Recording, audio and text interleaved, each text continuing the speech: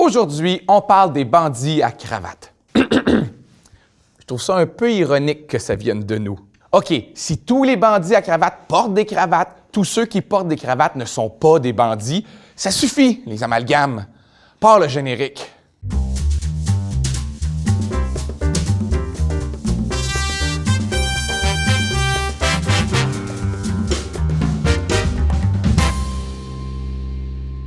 La semaine dernière, le monde était frappé par un nouveau scandale financier, les Paradise Papers. Puis ça m'a choqué, parce que c'est le nom que j'avais pensé pour mon nouveau groupe de musique. Veuillez accueillir les Paradise Papers. Ça sonne bien. Un scandale financier qui s'ajoute à une longue liste, après les Offshore Leaks, les Swiss Leaks, les Luxembourg Leaks ou plus récemment, les Panama Papers. Puis soyons honnêtes, ça aurait tout fait des bons noms de groupe. Commençons par faire la différence entre évasion fiscale et évitement fiscal.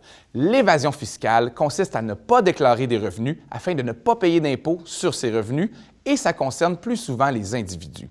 L'évitement fiscal consiste à créer des filiales ou des entités dans plusieurs pays afin de créer un système complexe qui servira à contourner les réglementations financières. C'est comme organiser une chasse au trésor, mais tu ne mets pas le X pour dire il est où.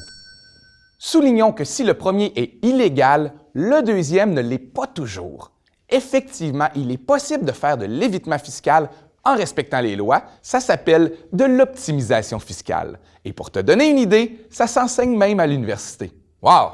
C'est comme si on disait le harcèlement sexuel, c'est pas correct, puis qu'en même temps, à l'université, on enseignait l'insistance sexuelle. Ce qu'il faut comprendre, c'est que les riches et les compagnies de ce monde ont un accès privilégié à ceux qui votent les lois et donc peuvent les influencer.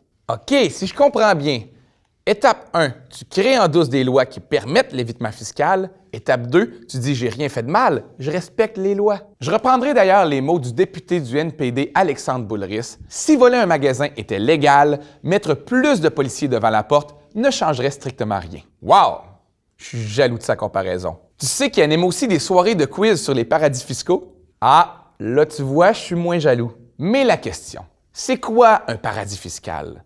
C'est un endroit où les impôts sont inexistants ou très bas, où il y a un secret bancaire ou un manque de transparence et où il y a peu ou pas de collaboration avec les autres pays. Hey, t'aurais vraiment été bon dans les soirées quiz d'Alexandre Boulris. Ce qui nous donne certaines aberrations comme cet édifice des îles Caïmans qui serait en théorie le siège social de plus de 20 000 compagnies. Des petits sièges sociaux. Ça, c'est pratique quand tu veux déménager de pays, ça rentre dans une valise. Ou les îles Vierges qui compteraient plus de 450 000 compagnies pour une population de 32 000 habitants. Ça veut dire près de 15 compagnies par habitant, incluant les enfants. Fait que quand les gens en Beauce nous disent être les champions de l'entrepreneuriat, désolé, mais les îles Vierges vous torchent solide. Au Québec, le gouvernement estime perdre plus de 800 millions de dollars chaque année dû à l'évitement fiscal. Wow! Ça, c'est l'équivalent de 200 Vidéotron par année.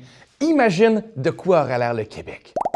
Si avec ça, une équipe de hockey ne vient pas s'installer, OK, si depuis le début, c'est évident que ce sont les riches et les compagnies les méchants, je vais rendre ça un peu plus compliqué. Le Canada est un des pays qui offre les meilleures conditions pour les entreprises, au point où, selon les États-Unis, le Canada est un paradis fiscal. Colin, c'est pas le taux d'imposition des paradis fiscaux qu'on veut, c'est leur température. J'ajoute que le gouvernement du Québec estime qu'il perd 4 milliards de dollars chaque année via le travail au noir. Parce que quand tu payes quelqu'un cash sans le déclarer, tu fais de l'évasion fiscale. Ou lorsque tu te réjouis de ne pas payer de taxes quand tu t'abonnes à Netflix, tu favorises l'évitement fiscal. Tu veux que je rende ça encore un peu plus compliqué? Non, merci. La Caisse de dépôt du Québec, le bas de laine des Québécois, investit dans des compagnies qui sont enregistrées dans des paradis fiscaux.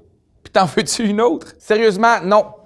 C'est beau. Selon le professeur Léopold Lauzon, même les REER et les CELI sont des abris fiscaux qui ne servent qu'à une poignée de nantis et qui, selon lui, devraient être abolis. Fait que c'est quoi ton point, là? On devrait rien faire parce qu'on est tous un petit peu croche aussi, c'est ça? Non, mais j'avoue que ça sonnait comme ça. Non, en fait, ce que je pense, c'est que le lien de confiance entre le gouvernement et les gens est en train de se briser. On a tous l'impression que les autres ne contribuent pas de manière équitable, font pas leur juste part ou tirent plus de bénéfices de la société que nous. On devient de plus en plus individualiste et ça peut juste pas continuer comme ça. Les politiciens ont le devoir d'être plus inspirants, plus honnêtes et plus transparents pour mieux nous vendre leurs projets de société. Fait que voterais-tu pour moi? Non. Je fais pas confiance aux gens avec des cravates.